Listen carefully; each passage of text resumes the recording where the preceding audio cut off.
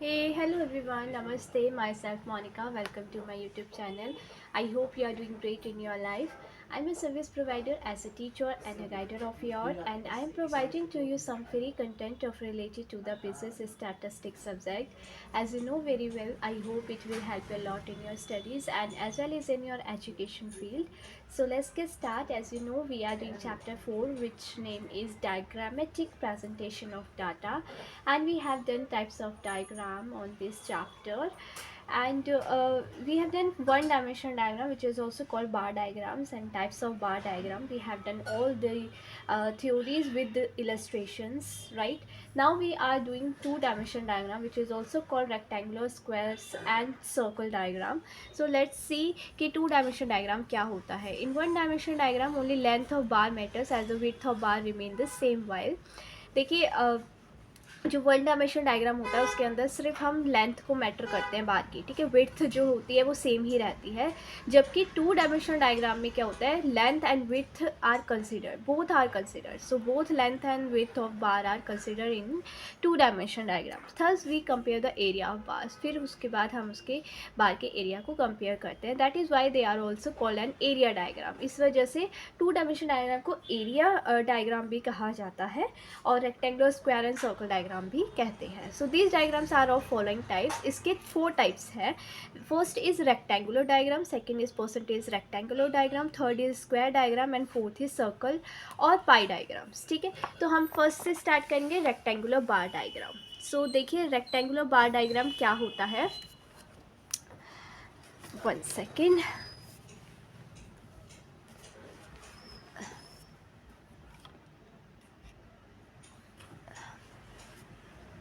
Right. So in this diagram area of product is represented by the product of length and width of the rectangle. So इस diagram में जो product का area होता है वो product का area length से और width से represent किया जाता है rectangular फॉर्म में.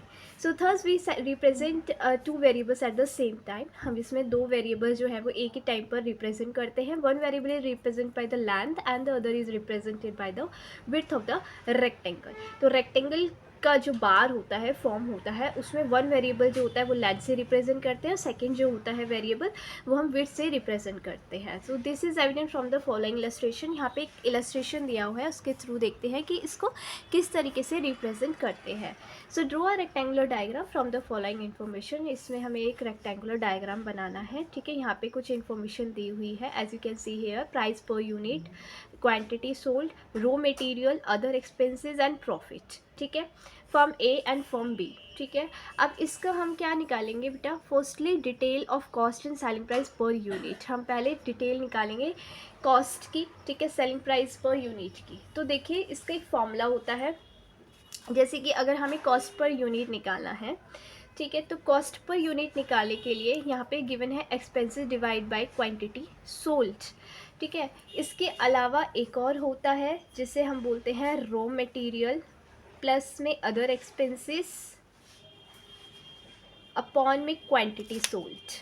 ठीक है, आप इसमें से कोई सा भी फॉर्मूला जो है वो पुट कर सकते हैं कॉस्ट पर यूनिट निकालने के लिए. सो देखिए कॉस्ट पर यूनिट निकालने के लिए पहले हमें क्या ले रहे हैं. जैसे हमने फॉर्म ए का निकाला है तो रॉ मटेरियल कितना है, 4000 है. ठीक है, सो रॉ मटेरियल हमारा हो गया 4000. तो हम यहाँ पे ऐड करेंगे 4000 प्लस में हमें अभी क्या था, अदर एक्सपेंसेस. तो अदर एक्सपेंसेस क्या गिवन है, 3000. सो ऐड किया. ठीक है, अपॉन में क्वांटिटी सोल्ड. क्वांटिटी सोल्ड कितना है, 1000 रुपीज़. ठीक है, तो 4 + 3 7000 अपॉन में 1000. सो कट किया तो 7 आ गया. ठीक है, 7 हमारे अदर एक्सपेंसेस, रॉ मटेरियल, ये सब हो गया. उसके बाद यहाँ पे प्रॉफिट गिवन है. ठीक है, तो अब हमें कैसे निकालना है कि हमें प्राइस पर यूनिट और प्रॉफिट पर यूनिट भी निकालना है. ठीक है, तो प्राइस देखो, प्रॉफिट कितना दिया हुआ है, 1000 दिया हुआ है. तो प्रॉफिट पर यूनिट अगर हम निकालते हैं तो नीचे क्या आएगा, देखो प्रॉफिट पर यूनिट निकालने के लिए जो फॉर्मूला होता है, क्योंकि हमें हर एक चीज़ की यूनिट निकाली है, तो प्रॉफिट पर यूनिट का फॉर्मूला होता है टोटल प्रॉफिट अपॉन में quantity sold.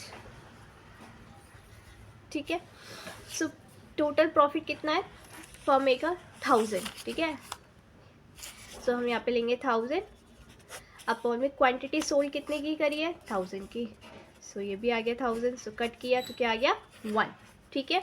So it means कि जो हमारी कॉस्ट पर यूनिट्स है वो 7 है, प्रॉफिट पर यूनिट्स हमारा 1 है, ठीक है। अगर हमें सेलिंग पर यूनिट निकालना है, सेलिंग प्राइस पर यूनिट, ठीक है, अब हमें क्या निकालना है सेलिंग प्राइस पर यूनिट, ठीक है। तो सेलिंग पर प्राइस पर यूनिट के लिए फॉर्मूला क्या हो जाएगा हमारा, कॉस्ट पर यूनिट प्लस में प्रॉफिट पर यूनिट,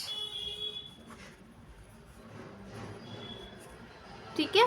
तो ये हमारा फॉर्मूला हो जाएगा सेलिंग प्राइस पर यूनिट निकालने के लिए, कॉस्ट पर यूनिट प्लस में प्रॉफिट पर यूनिट। तो कॉस्ट पर यूनिट अभी हमने फाइंड आउट किया था 7, ठीक है, और प्रॉफिट पर यूनिट अभी हमने फाइंड आउट किया 1, तो टोटल हो गया 8। तो 8 जो है वो हमारा क्या हो गया सेलिंग प्राइस पर यूनिट, ठीक है। सो देखो फॉर्म ए का 4, रो मटेरियल अदर एक्सपेंसेस 3, ठीक है, प्रॉफिट 1 एंड रुपीज़ टोटल हो गया 8 which is selling price and quantity sold कितना था 1000। सेम एज बिल्कुल एज इट इज़ हम फॉर्म बी का भी निकालेंगे, ठीक है। जब हम फॉर्म बी का इसी मेथड से निकालेंगे, ये फॉर्मूलाज पुट करके निकालेंगे, तो हमारा 5 raw material other expenses 4 profit 1 and total करेंगे हम सेलिंग प्राइस तो 10 आएगा। क्वांटिटी सोल्ड जो है वो गिवन है यहाँ पे 600, तो हमने 600 लिख दी है। तो form A and form B, अब क्वांटिटी सोल्ड जो है 1000 में और 600 में हुई है, ठीक है। सो इसकी अगर हम रेशो निकालते हैं तो 10:6 आएगा, ठीक है।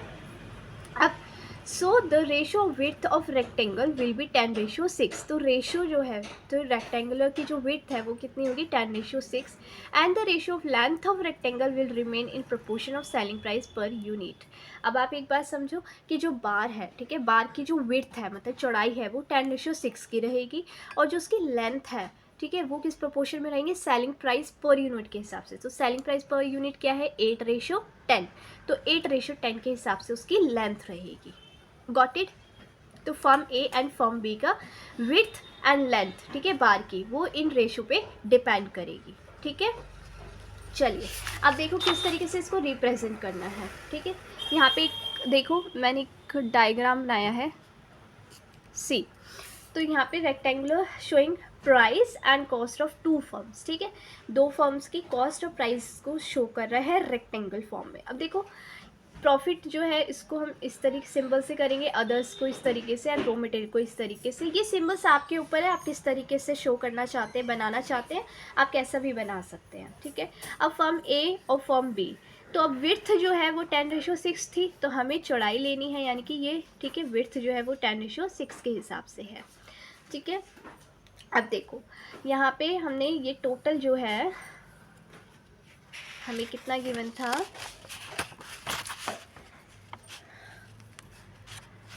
यहाँ पे रो मटेरियल लो, ठीक है, रो मटेरियल हमारा कितना गिवन है 4 है फॉर्म ए का। तो फॉर्म ए का रो मटेरियल 4 है, तो यानी कि यहाँ पे आ गया 4, ठीक है, 4 पे हमने ले लिया ये। आप इसको 1000 फॉर्म में भी लिख सकते हो, सिंगल फॉर्म में भी लिख सकते हो, दोनों तरीके से लिख सकते हो, कोई भी गलत नहीं होगा। सो यहाँ पे लिया 4, ठीक है, ये हमने रो मटेरियल लिया। अब रो मटेरियल के बाद जो है अदर्स, इसमें अदर एक्सपेंसेस कितनी है 3 है, सो हम 4000 में 3 ऐड करेंगे तो 7000 आएगा। तो 7 मतलब 7 तक हमने क्या ले लिया अदर्स एक्सपेंसेस। अब प्रॉफिट कितना था इनका 1 था, ठीक है, प्रॉफिट कितना था 1 था, तो हमने +1 किया 7000 में तो 8 आ गया, तो 8 हमारा क्या हो गया प्रॉफिट, 8 तक प्रॉफिट हो गया। सो टोटल अब देखो लेंथ जो थी वो कितनी थी 8:10 है ना, फॉर्म ए की 8 थी है ना, तो 8 तक तो इसकी लेंथ आ गई और फॉर्म की जो विड्थ है वो कितनी आ गई 10 आ गई। देखो मैंने इसे बिल्कुल 10 नहीं लिया है, मैंने इसको बस एक नॉर्मल उसमें ले लिया है लेंथ में, ठीक है, ज़रूरी नहीं है आप पूरा 10 ही लो, बस ये है कि थोड़ी विड्थ आपको शो करनी है कि इस तरीके से होनी चाहिए, ठीक है। नेक्स्ट जो अब देखो फॉर्म बी का सेम एज ही करेंगे। तो अदर एक्सपेंस रो मटेरियल, पहले रो मटेरियल 5 है तो हमने 5 ड्रॉ कर लिया रो मटेरियल का 5 तक, ठीक है। उसके बाद अदर एक्सपेंसेस हमारे उसमें 4 है तो 4 हम ऐड करेंगे तो 9 तक आ जाएगा और प्रॉफिट भी उसका 1 है तो 1 ऐड किया तो 10 आ गया, ठीक है। तो लेंथ अब इसकी क्या है 10 है और चौड़ाई कितनी है 6 है, यानी कि विड्थ जो है वो कितनी है 6 है फॉर्म बी की।